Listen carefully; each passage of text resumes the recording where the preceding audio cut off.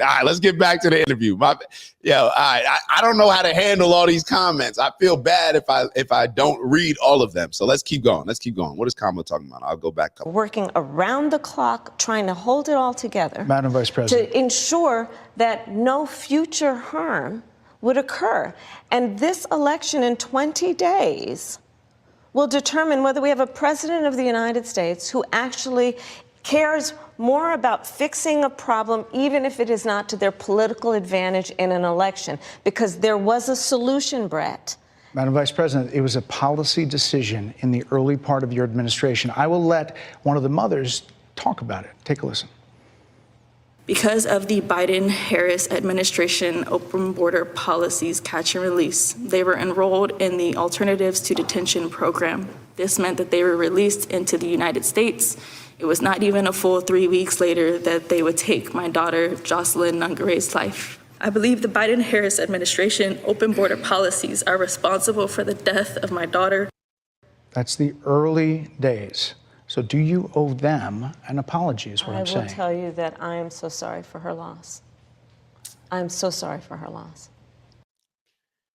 All right. Am I just being a stickler, or was that not an apology?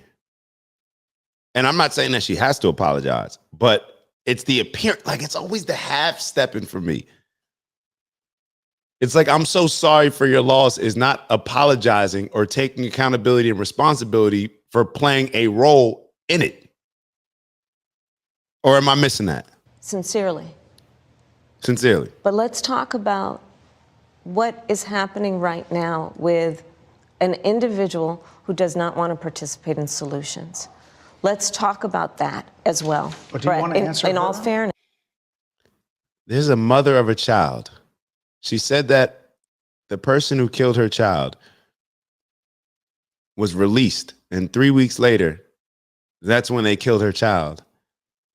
And Kamala Harris does this, I'm sorry for her loss, apology, or I don't know if it's an apology, and then goes right back to Trump. Yes, I told you, I feel awful for what she and her family have experienced. During that time, you said repeatedly that the border was secure. When in your mind did it start becoming a crisis? I think we've had a broken immigration system transcending, by the way, Donald Trump's administration, even before. Let's all be honest about that. I have no pride in saying that this is a perfect immigration system. I've been clear, I think we all are, that it needs to be fixed. We need more. I was just down at the border talking with border agents, and they will tell you, and I'm sure you probably, I know you investigate and you are a serious journalist. They will tell you, we need more judges. We need to process those cases faster. We need the support for those cases that should be prosecuted.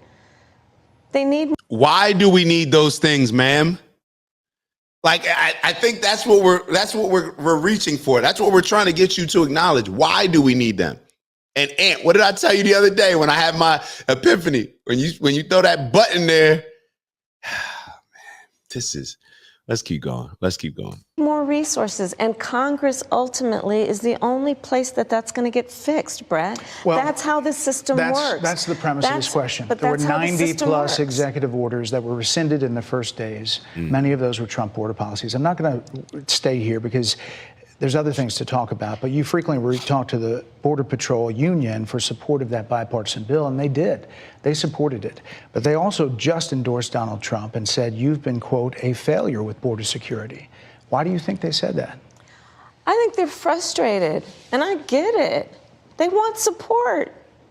They want support, and that's what that border security bill would have done. These guys. Man. Yeah. If what you're saying is true and the border people are aware of it, like, just think about this. The Border Patrol endorsed Donald Trump. Kamala Harris is blaming Donald Trump for quadrupling the amount of people coming in. So when she sits here and says, yeah, they need support. Yes, they need support. They need an overwhelmingly amount of more support because of your policies and because of the things you got rid of that Trump had in play. So let's keep going. Let's keep going. Guys down at the border, these men and women, they're working hard. They're working around the clock.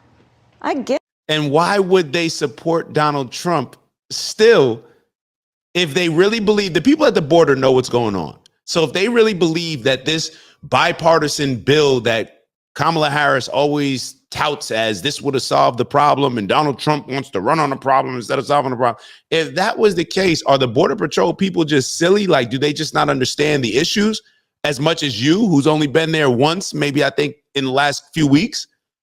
That's the first time that you went down there. I don't know if you went down there before. Apparently you were the border czar. Then you try to act like you're not the border czar. So do the people at the border, are they more aware of what's going on at the border than Kamala Harris?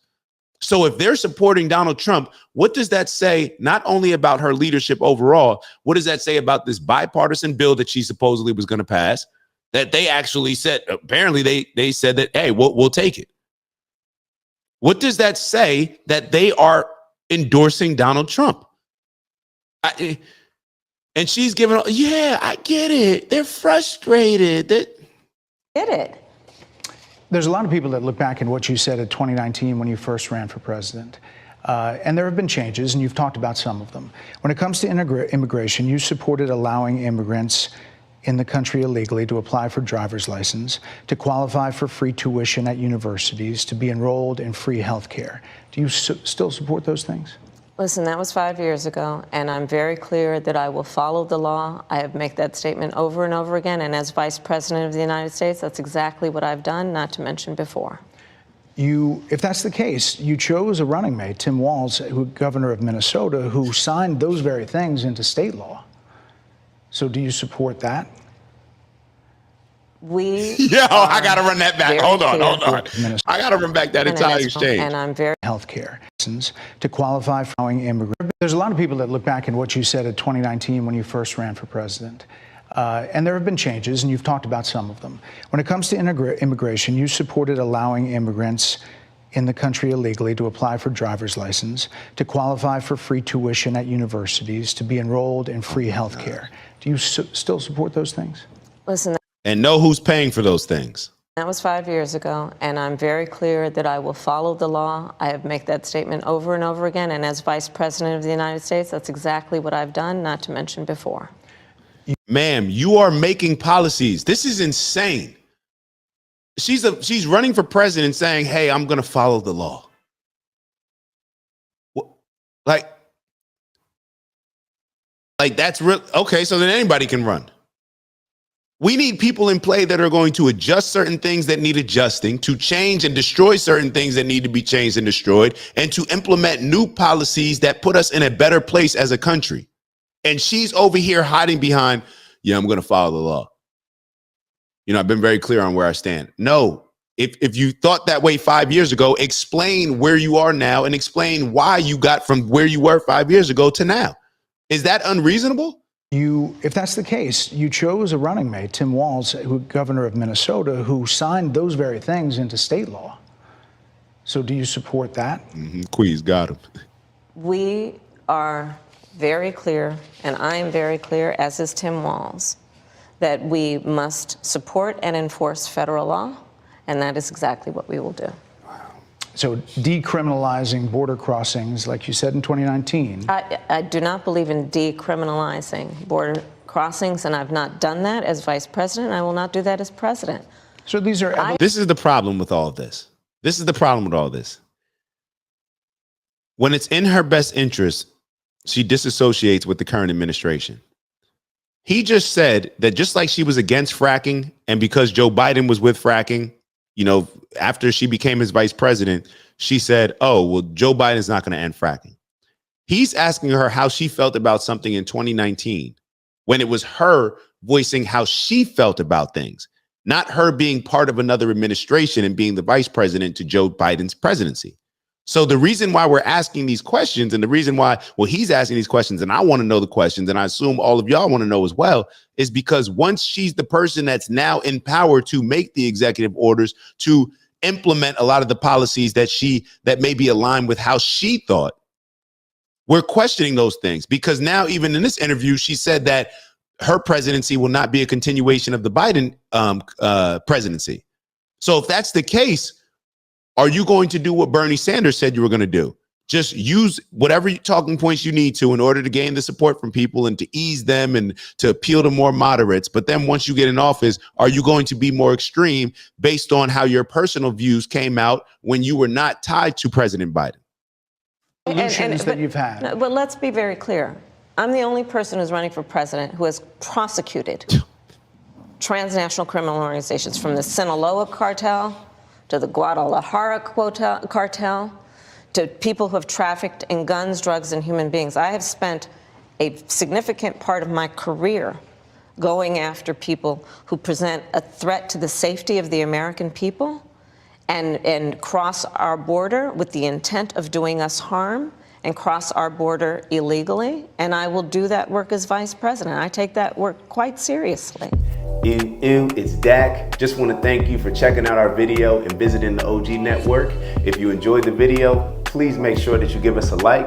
And if you're looking to join a community of inspired individuals striving for purposeful abundance, subscribe. And if you're feeling real generous, share the video with some friends and family. All right, I'll see y'all soon. Ew.